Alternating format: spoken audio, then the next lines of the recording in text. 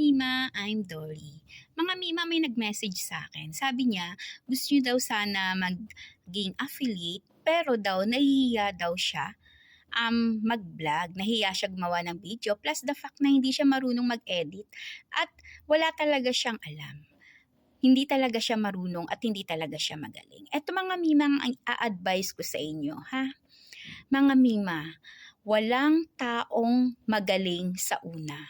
Yon. 'Di ba?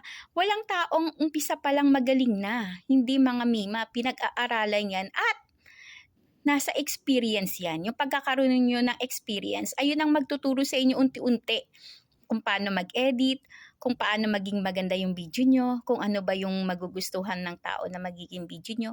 Mga Mima, wag kayong matakot. Sa umpisa talaga, hindi tayo marunong. Sino bang marunong agad? Hindi ba? Kahit nga ako ay hindi. Kaya lakasan nyo lang yung loob nyo mga Mima. Go, go, go. Bye-bye.